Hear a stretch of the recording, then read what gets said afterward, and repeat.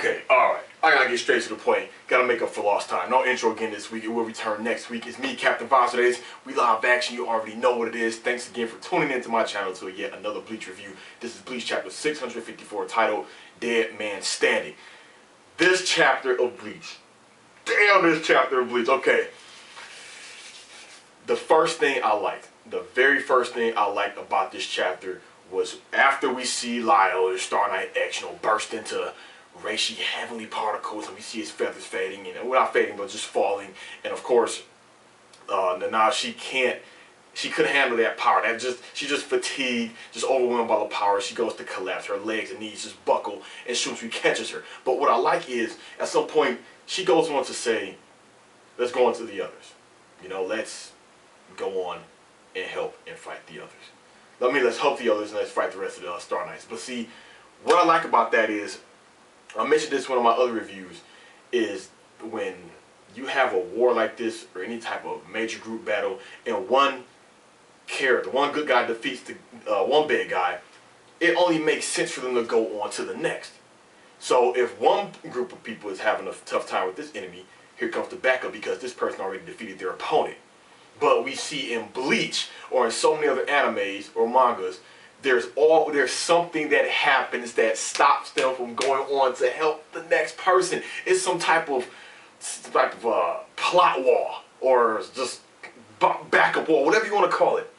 Because we see, of course, she can't move. Shunsui, he's just fatigued from going Shikai, Bunkai, getting damaged, just everything, running and hiding.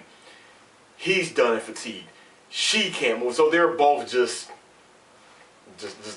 ass off, basically, just there. And I'm like, of course, just like with freaking Mayuri Kuratsuchi. After Star Knight C, Pranada was defeated, we see, of course, that thing got one last hit on him, twisted his ankles. And we see Kenpachi is the same fate with him. It's like it's always something to stop a character from meeting up with the rest of the group. That's what I noticed. But anyway, we see the big particles of light that's coming from Star Knight X, where he just got dispersed into different bits and pieces. He goes to fall out, and it's actually so strong. It's actually breaking through the barrier over the Serite. It's breaking down, and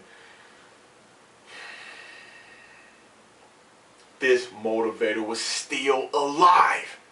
Still alive. And to be honest, it kind of seemed like this whole battle, Captain and Lieutenant versus the Star Knight, it kind of seemed like a slight copy and paste, or kind of just seemed very familiar. Not just because you had Mayuri and Nemu fighting Star Knight C, and you got Shunsui and Nanao fighting Star Knight X. It's just the fact that when you thought the Star Knight was dead, here's other clones of them. I believe Star Knight C did the same damn thing. And you see these flamingo bird-looking things. Now, here's the thing. I see the symbolic nature in this. I get it. People have been messaging me and asking me, and I've been reading comments about what Kubo is doing, or Kubo isn't, he's run out of ideas, or this is getting stupid, this and that. But this is the thing.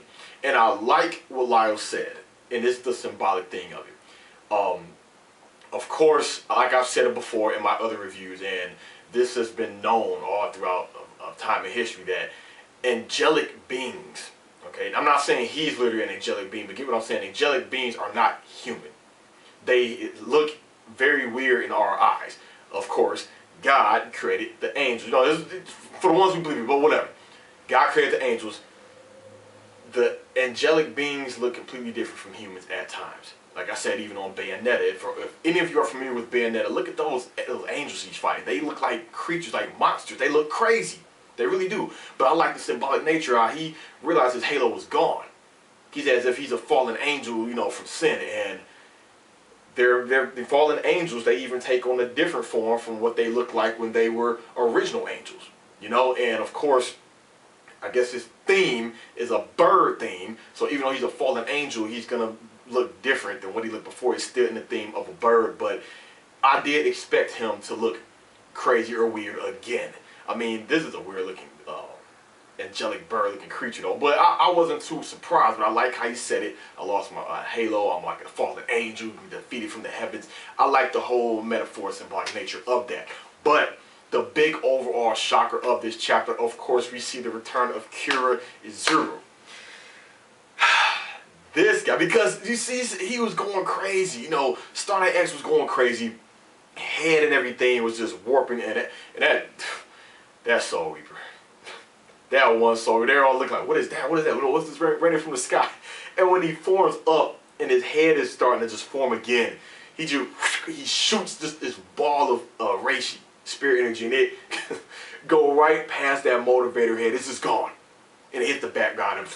But to me, the funniest part of the chapter, I'm sorry, the funniest part, and I'm glad Kubo did this as a reminder, how they show Aizen.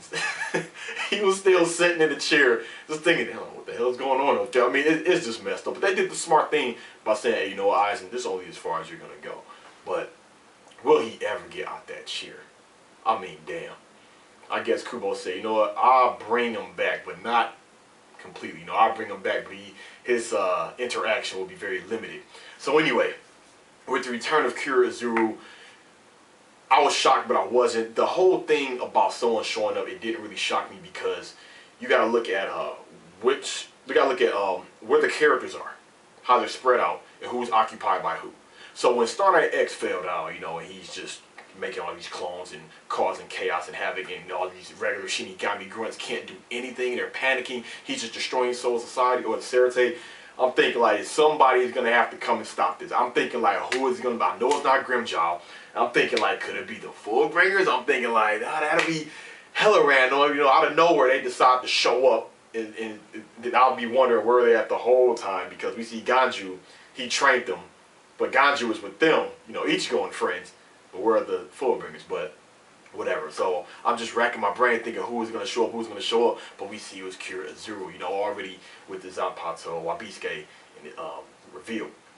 Now, of course, we see the results of him being worked on by Ryuri, because we all seen what was it, the 13 Blades, and a short novelization that explains what's going on with Kira and Shaz, Domino, I believe it's Domino.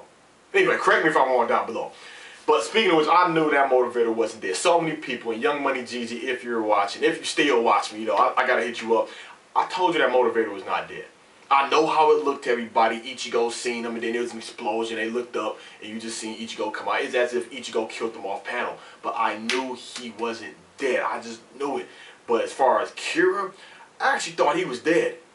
I really did. And for him, when I seen Ryuri being, first, I didn't think the whole thing was real. People sent me scanlations and screenshots and everything. You know, Irvin Game on Cloud 9, he was like, hey, Kira's still alive. I'm like, nah, I can't be. I'm reading like, nah, I gotta be fan made, whatever. But yeah, now we see, of course, it all comes together. But I was glad that he is still alive. However, it's like, at first I was thinking, how is it that this guy is putting it to Star Knight X, one of the elite guards of Juha Bach, in this final holy form, another form of it. But then, of course, I have to remember maybe he's severely weakened since he lost his halo and most of his powers, you know. But remember, that Zanpakuto that Nanao had, you know, that she has, it wasn't meant to kill him. It was just meant to literally take the powers and disperse it. Take the powers of a god and disperse it. And that's what happened. Basically, he lost his powers. We've seen it. I'm pretty sure the big chunks that was falling out wasn't his powers falling down, you know. But, well, it was probably part of it. But now, I don't think, like, you know, all his technique, like, boy, hit this one technique over here, then that technique. I don't think it was like that. But you get what I'm saying. That Zanpakuto, it defeated him, but it took his powers in the process. Or it didn't defeat him, but you get what I'm saying. So now we see Kira, he just beheaded one of the birds, and he slashed some of their heads, and their head got through everything, it was falling down. Just good stuff, man. I was loving it. And Kira, he was surprised that he survived, because he was looking around at the destruction of the Serite, like, damn, like, something is going on. I was surprised I survived all of this. But we see Lyle will die from Kira, and I hope so. Cause man, I'm glad it looks like they're going on to the next fight with my boys Byakuya and Renji. But damn, at some point they're still gonna cut back to Kira, taking the, and who really did shoot that arrow at Kira? Some say it was Basby. Some say technically you don't know. I mean, those blue flames with spirit energy, you just seen an arrow come out. They all can shoot arrows. They all can shoot arrows, whether if it's a gun, a bow gun, or a bow and arrow, or whatever. They all can shoot arrows. So I don't know. For a while I thought it was Basby, but I don't know. I gotta relook at that chapter. But the thing is, I think the only reason that Kubo will have to go back to Kira with Star Knight X is, of course, to show the battle being finished, but show him release a Bunkai. Please show him releasing a Bunkai, and after he's done, have him go help the next person. Or I mean, but see that just goes to show in Bleach, you never know who's gonna show up to fight who, or who's gonna have a legitimate reason to show a Bunkai. Now I'm thinking about Hisagi.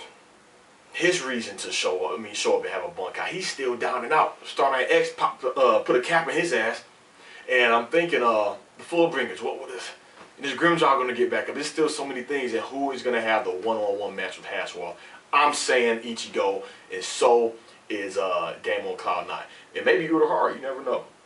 But anyway, I do like you see Renji Shikai flying everywhere. You see Star Knight M get knocked back, and that's when Renji goes on to say, how many people do you really think that can stand up against a captain and his lieutenant? I mean, of course, there have been some, but these two have been trained, retrained, and gotten stronger through the Royal Guard process, as we all know. And I'm so glad that it shows that, because it seemed like he was going to get jumped by all of them. But, of course, we see that it was Byakuya and Renji. Maybe Shinji's still around. Maybe he went on. Maybe Momo still went on. And Urahara went on. But these two taking on Star Knight M, I am going to love it. I am going to love it. That's if the fight goes on as is. But that line he made about with it being a miracle, I swear I made that same little pun joke, I think like 2 chapters ago, or the chapter last week, but I knew he was going to say something like that regarding the mirror. It'd be nothing short of a miracle. Like, come on, man. But all in all, I like the chapter. Good pacing. It didn't seem boring to me. Full of action. I'm glad the second part of the fight is over with Star Knight X. It's like this is the third. First was Shunsui, then now Kira. Damn. But I guess this shows the true power of the elite Star Knights, Because I know some people are going to think like, wait a minute, this power and consistency, Star Knight X, he was taking on, Royal Guard members, and of course, he was also, no Bunkai of a captain can kill him. And then you got this ancient Zanpakuto that's not meant for killing. That didn't kill him. It just took a lot of his powers, or made him weakened him drastically. So maybe to me, that's a justifiable reason he will be defeated by Kira. Plus, we still don't know what other augmentations or things that was done with Kira in terms of strength. So overall, I love this chapter. It was a good chapter this week. It was so much better than the last two. But give me your thoughts, comments, and concerns. Do you think Kira has a Bunkai?